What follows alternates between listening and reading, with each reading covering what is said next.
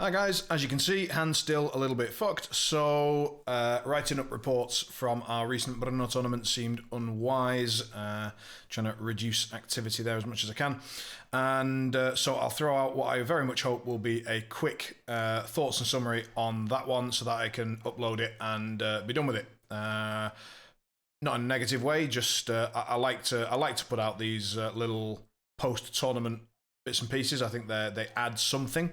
I'm not sure what, but I enjoy reading other people's, and hopefully someone will get something from mine. First and foremost, I think sort of organisation, tables, and so on needs talking about, as I did with other tournaments. I think they're a good place to start. So,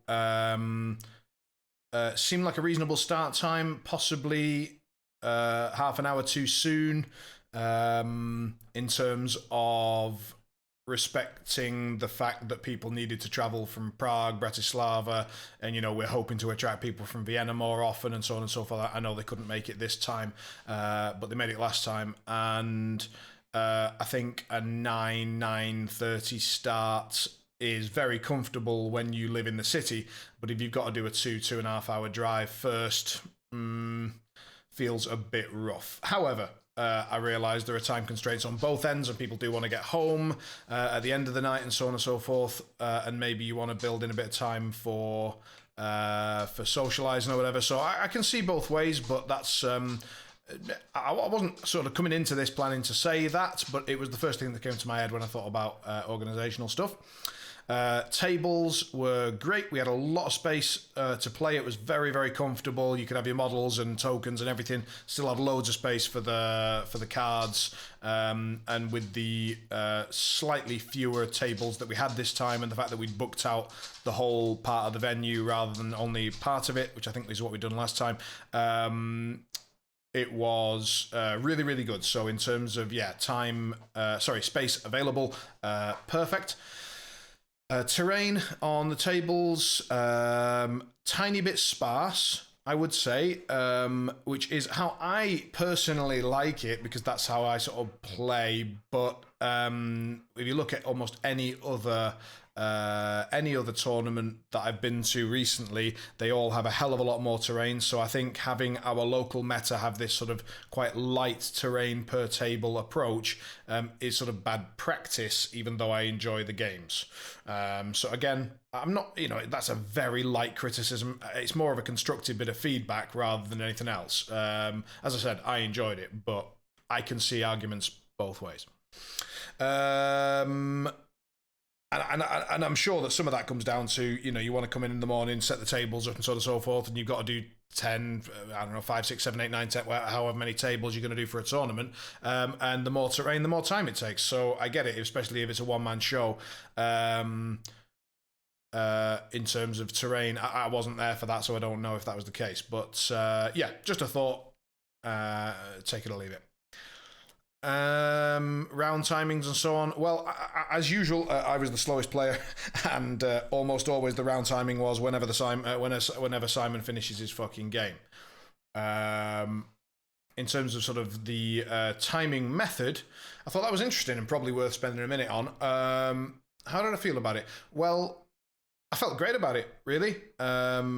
Doing cleanup off clock, I thought was much better. I didn't feel like anybody dallied necessarily. I don't think anyone was taking the piss.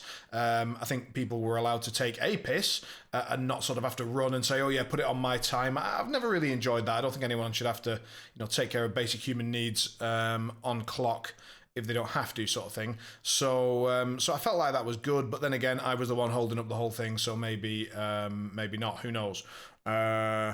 My opponents were all being very helpful and offering to help with shuffling for me and so on and so forth. So I felt like that worked really, really well. In terms of not stopping the game when there's less than 10 minutes on the clock, it was a little bit of a surprise. I knew it was coming. I had no problem with it, and my conclusion to this is going to be that I thought it was excellent. But it was a bit of a surprise when it actually happened. So I've just been playing so many tournaments, and with the assumption recently that once we get down to those low minutes, that'll be the end of the game, which I dislike. And yeah, and don't prefer. But then when it actually happens, you're like, oh god, yeah, oh fucking hell, this is going to be tight, isn't it? Which reminds me of the old War Machine late game days. You know, you need to really switch your brain from making good attrition based plays to making the most effective point scoring moves you possibly can that involve the least time. You know, time as a resource and all that sort of stuff.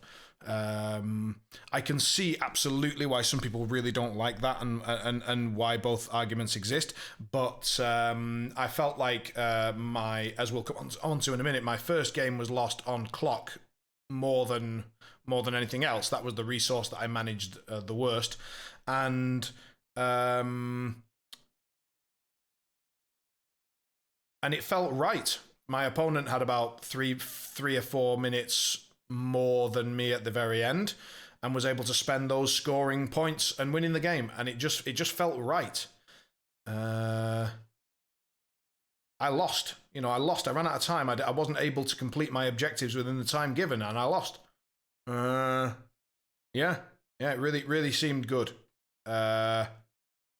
I wonder what other people's experience with that was, and I really look forward to reading about it if the guys from the tournament do end up writing up some reports. But my feeling was really positive, and I don't think anyone was being super strict about anything. We were not, you know. Yeah, I felt like it was a really good balance. It was a really good balance of having to use your. Anyway, I'll shut up. I thought it was great, and I really enjoyed it. Yeah. Okay, so on to the games, and I managed to get that first bit done in under 50 minutes, which is faster than my usual speed, so great. Round one. Round one was against Fritol from Prague and his Neverborn. He was playing Pandora 2, and at this stage I was still playing my sort of best stuff, so I was playing Lin 2, and I played. This is a matchup that we'd actually practiced on Vassal a week or so ago, and that time he won as well.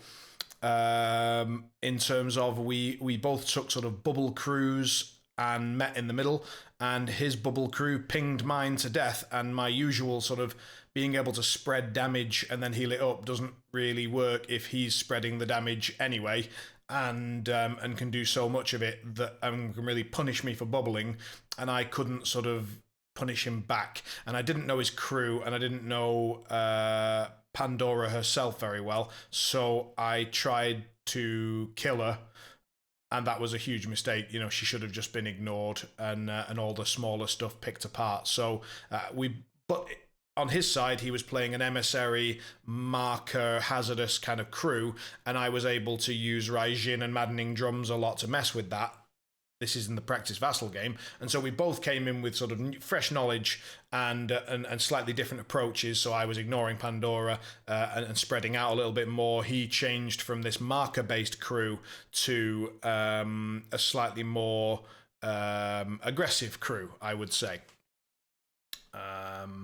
I can't remember exactly the models. A couple of Sorrows, Candy, and Stitched Together, and what's that one called? Insidious something or other. Insidious Madness, that's it. And he took Catch and Release on that Insidious Madness and kept it alive fairly well, and then because I'd clocked out at the end, he was very much able to score the second part with ease. I think that's one that I would have been able to deny had I still been in the game.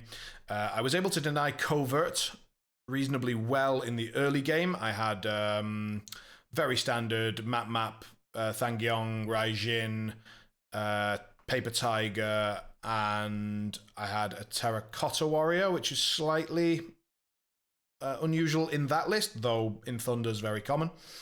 I just wanted another significant model for Covert, and I wanted a bit of card draw, and I didn't really want to take a Bookkeeper because I wanted a lot of stones if possible, or more stones, and I was obviously paying for the upgrade on the Rabbit.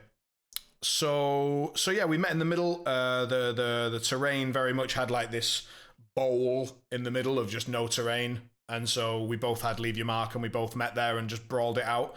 But I spread out a little bit more in terms of sending the Tiger one way, and I had Story of Wukong. That was the model that was slightly different to my usual list. I had him there because Sabotage was in the pool and I wanted to sort of get into his back line, maybe kidnap Candy away from the battle, because the last time she caused me a lot of issues, but she never really got in. Until the very, very end, so I never had reason to sort of kidnap her out again.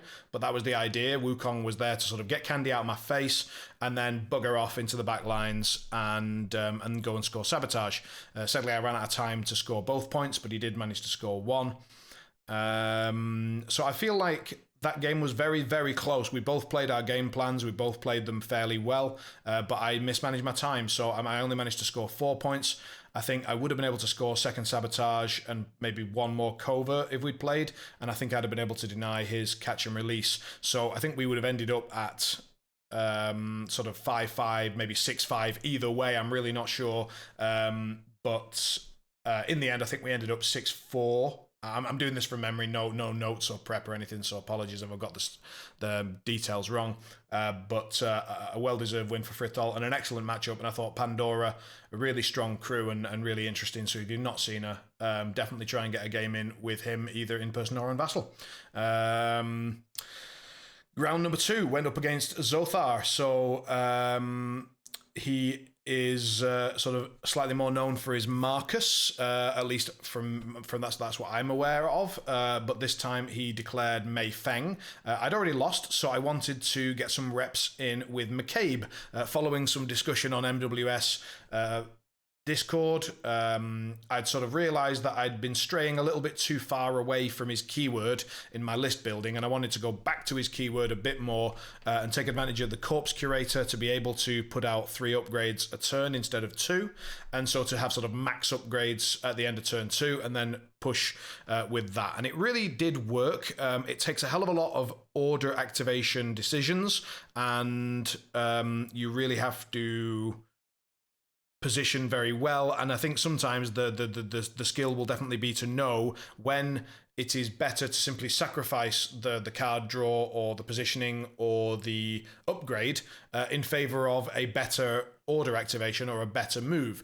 But in the meantime, you need to have it sort of locked down how to do an ideal upgrade, handing, fast chains and all that stuff with McCabe that make him interesting, that make him appealing, that make me want to play him in the first place. But you need to know you need to have quite a bit of experience, I think, and so it was good to get to play him a little bit on this day and get some of that experience. Still, sadly, my experience is that he's just not as good as Lynn and her keyword. Sadly, the Madness stuff continues to just be consistently stronger than everything else.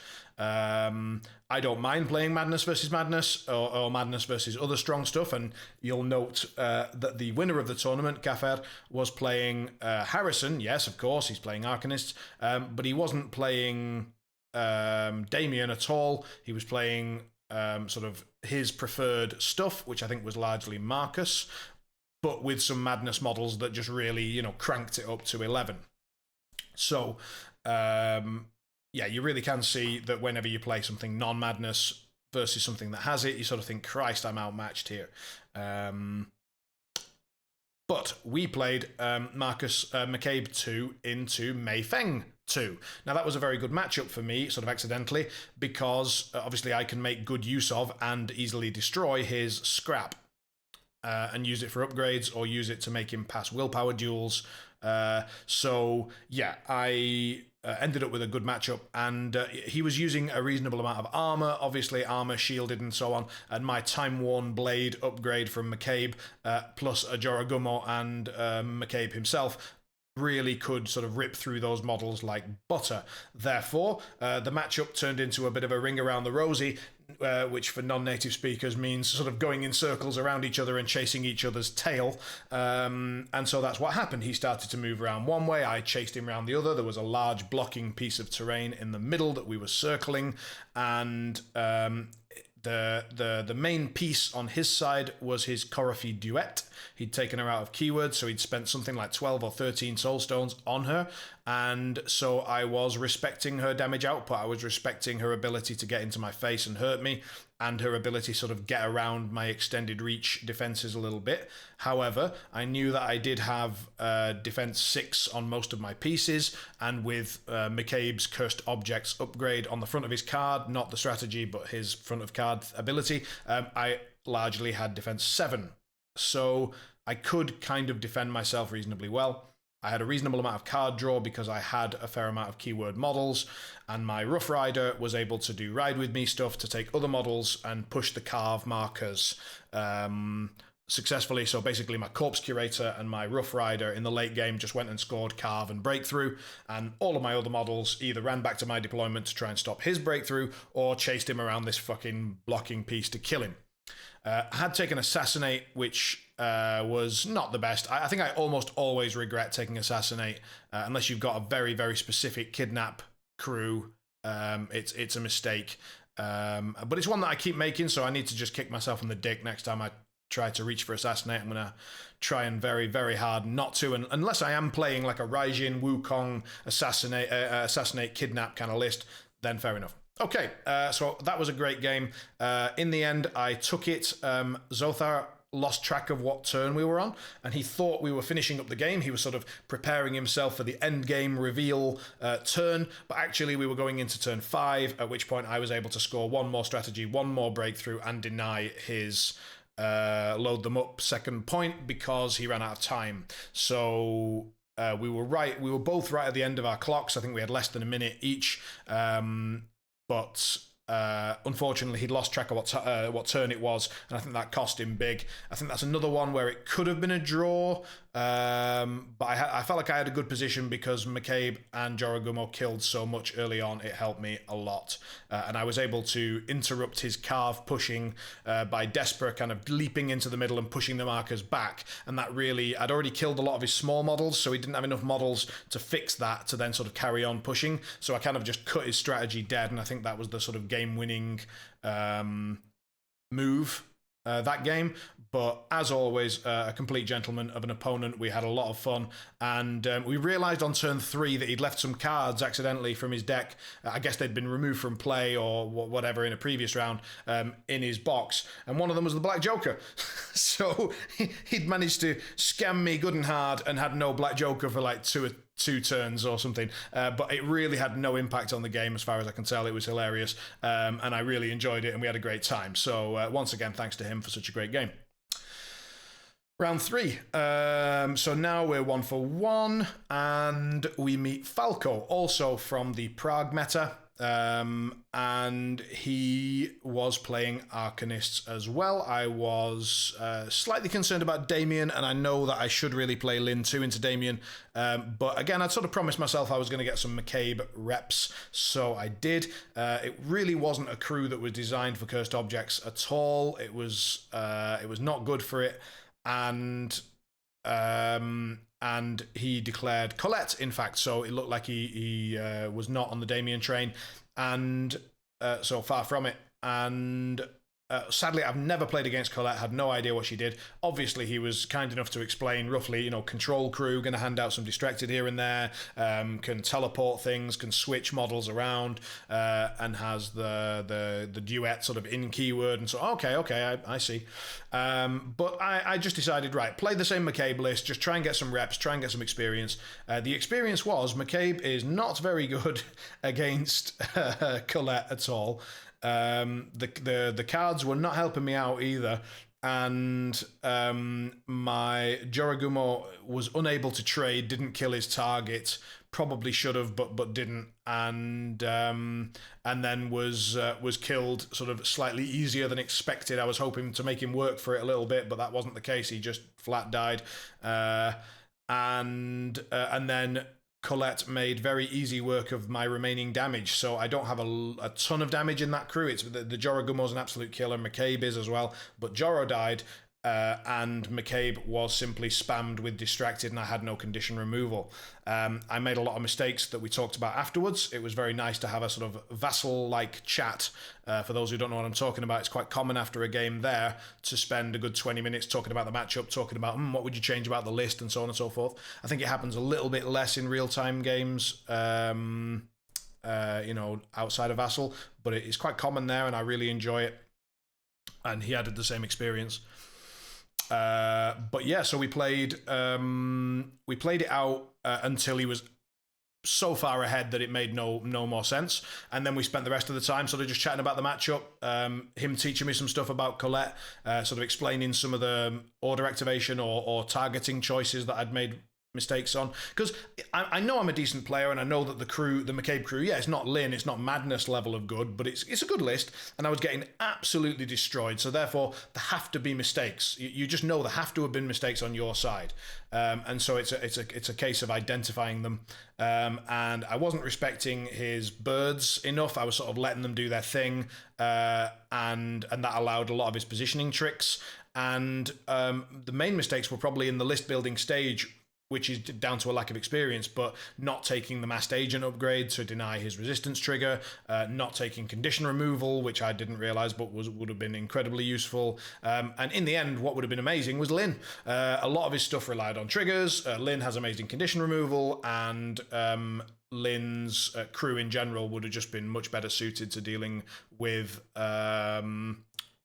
out of activation movement and positioning and ping damage. So yeah, another great game, but a very different one in terms of it was a one-sided stomping, which was still very, very useful to me, and I gained a lot of experience from it.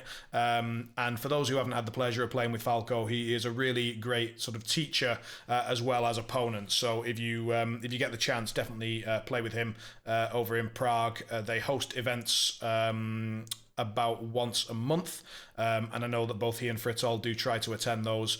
I think they're taking a break over the summer, but yeah, if you're interested and you want to get in touch, by all means send me a message or get in touch with one of them, and they will give you the Longshanks links. Sorry.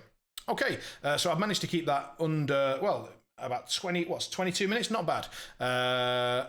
Usually longer than that, so I'm hope that you enjoyed, and look forward to reading the reports of other players, and we'll hopefully see you at a tournament either in Prague, Brno, Bratislava, or Vienna, or anywhere else very soon. Take care.